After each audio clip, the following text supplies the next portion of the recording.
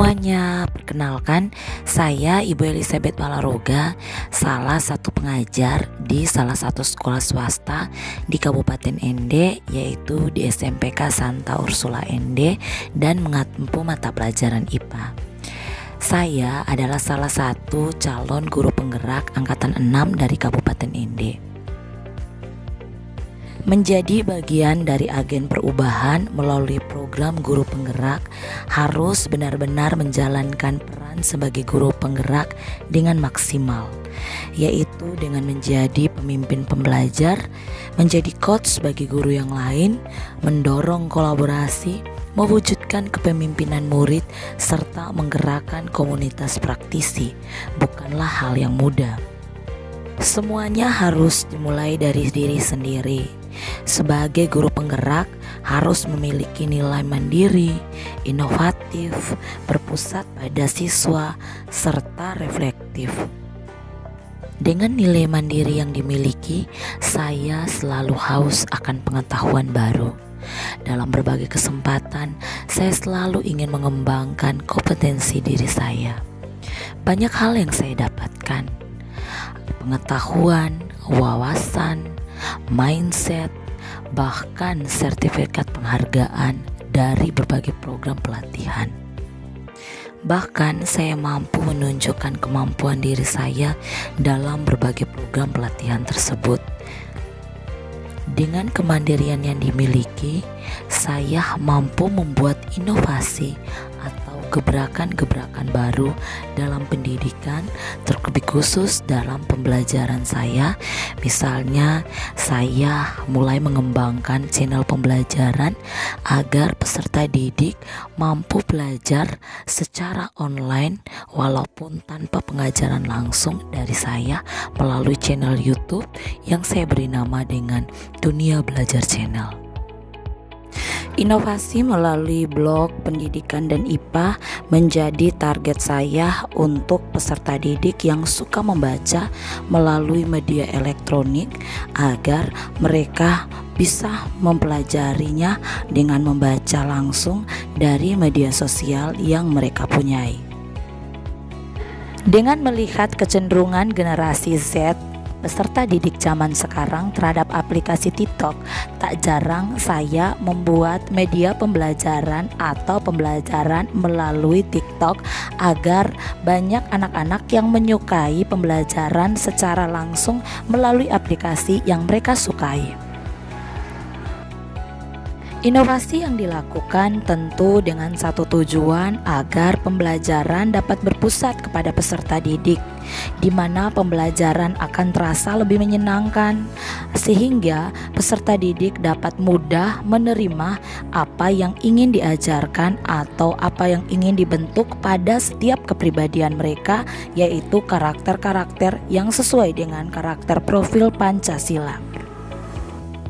Agar pembelajaran dapat berpusat pada siswa, maka saya harus mengimplementasikan model-model pembelajaran yang menyenangkan, di mana memperbanyak interaksi peserta didik sehingga mereka mampu merasakan pengalaman sendiri, membangun pengetahuan-pengetahuannya sendiri melalui model-model pembelajaran yang ingin diterapkan.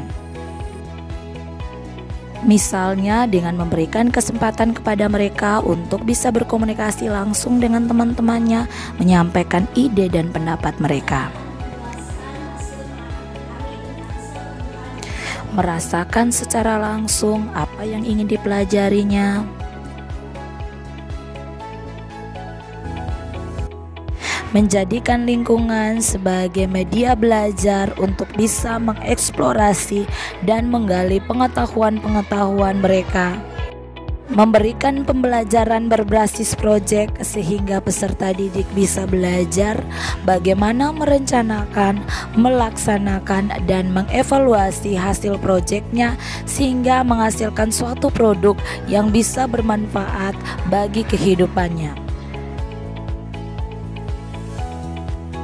Memberikan pembelajaran dengan menggabungkan konsep belajar sambil bermain sehingga sesuai dengan kodrat peserta didik, yaitu bermain pada usianya. memberikan pembelajaran dan pengalaman terkait budaya sehingga peserta didik dapat tumbuh pada masa globalisasi dengan tetap melestarikan budaya daerahnya. Memberikan pembelajaran sesuai dengan kodrat zamannya, yaitu dengan menggunakan berbagai teknologi yang ada di masa sekarang. Tentu inovasi dan pembelajaran yang berpusat pada siswa ini tidak saya lakukan sendiri. Hasil kolaborasilah dan reflektiflah yang membuat saya mampu melakukan sesuatu untuk peserta didik dalam dunia pendidikan. Saya mampu menjadi agen perubahan dalam pendidikan. Dengan reflektif, saya selalu berkolaborasi dengan teman sejawat untuk melakukan supervisi teman sejawat sehingga segala proses pembelajaran, segala kekurangan dan kelemahan boleh direvisi bersama sehingga dapat menemukan solusi yang tentu dapat berdampak pada peserta didik. Hasil refleksi peserta didik pada setiap akhir pembelajaran serta angket yang diisi oleh peserta didik menjadi bagian yang penting dalam proses refleksi dan evaluasi saya terhadap proses pembelajaran yang telah saya lakukan. Selain itu, nilai kolaboratif menjadi bagian yang tak kalah pentingnya dalam pencapaian suatu tujuan. Kolaboratif mendukung peran saya sebagai guru penggerak sehingga saya mampu menjadi coach bagi guru-guru yang lain. Menjadi narasumber yang dapat mengimbaskan hal-hal baik yang dapat membawa dampak perubahan bagi dunia pendidikan. Tentu semua ini bukan hanya karena program guru penggerak, namun saya memiliki kesadaran penuh untuk tetap menjadi agen perubahan yang dapat memberikan senyuman bagi generasi bangsa.